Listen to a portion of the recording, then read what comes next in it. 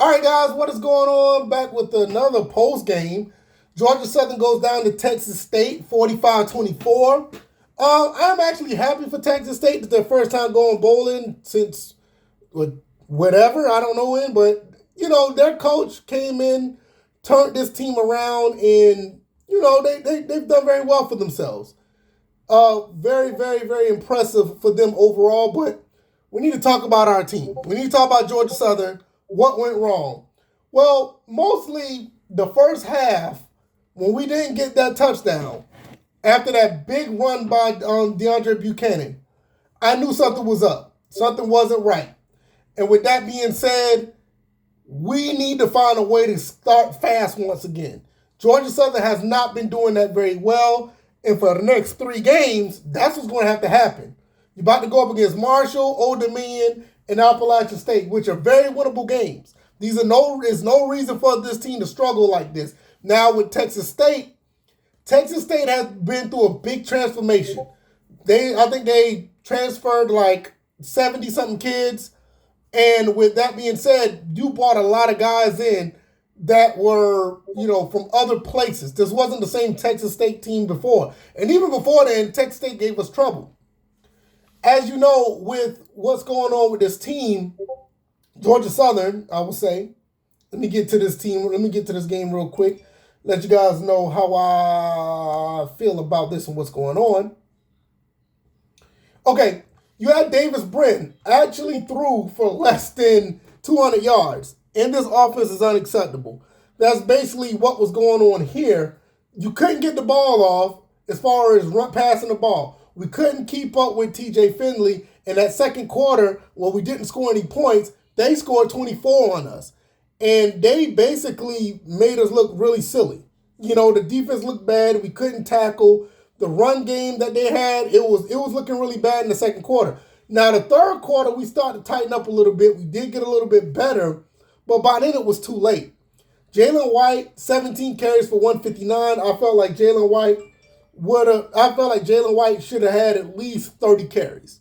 And I'm not joking when I say that, because he was the bell cow for this team. Caleb Hood had 7 catches for 67, and it just wasn't enough, especially in the passing game.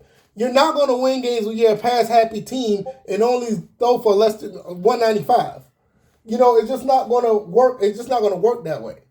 You know what I mean? So, like I said, early in the first quarter, we took the lead. We were looking good, 10-7. Looked like we were about to score again. Things just didn't go right, and the bottom fell out.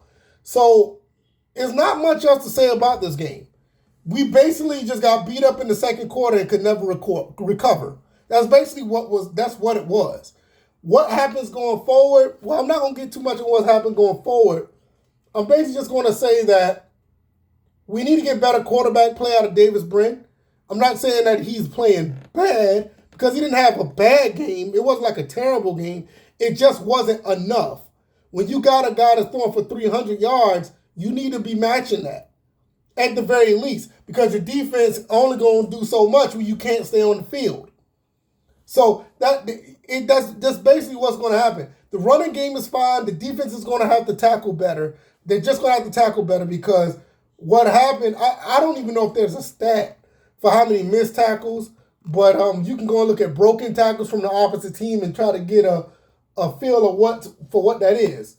And I feel like they just have not been able to tackle like they're supposed to. It was just like this in the Georgia State game. Carroll for Georgia State ran for 200 yards because we couldn't tackle anybody. We couldn't do anything to wrap up or shut down the running game. And when you have a passing game that start to get on point, it's a recipe for disaster. Finley was 25-31 for 301 yards. You know what I mean? Hobart had 13 receptions for 141.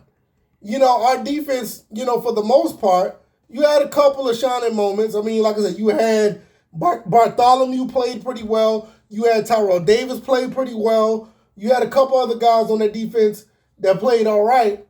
But you kind of knew what time it was when, for the most part, like when Demel Hickman went down. He didn't return, and you kind of see how the secondary responded. It wasn't too bad, but you needed Demel Hickman.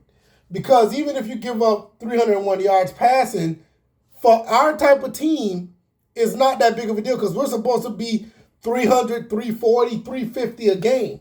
You look at Davis Brin's stats throughout the season. I mean, I'll just tell you right here. Look at the game-by-game basis. 330, 322, 271, 334, 240. You know what I mean? You look at, 383 at Wisconsin. These are the type of games that he's used to having. So, it's just going to be a shootout if you're going to take it there. And this team's supposed to be built for shootouts if need be. We're air raid offense. That's how it goes. But nevertheless, we end up losing 45-24. We have to bounce back. We should be able to bounce back. We're going to be playing against Marshall, which right now they're losing 28-9 to Appalachian State. And that's just not going to bode well for them. It's not going to bode well for them coming back from a loss, and they may try to give us their best shot. But I expect Georgia Southern to win this game. I expect them to win every game. I mean, I love Georgia Southern, but you also have to say at the end of the day, we have to clean up some stuff. We can't let teams score 20-plus points in a quarter. That just can't happen. You know what I mean? You look at the James Madison game, same thing. You can't let teams score 20-plus points in a quarter. You just can't let it happen. But I'm going to get out of here, man. Hopefully you guys would continue to check my live streams out. The live stream was actually pretty cool. It was actually fun interacting with you guys, and I really appreciate it. Hopefully I'll see you guys next time when we're playing Marshall next week. I also will be live for the Falcons game tomorrow, and they're going to play Minnesota. So I'll be live for that. So if you're a Falcons fan, come through and watch me react to what's going on the field.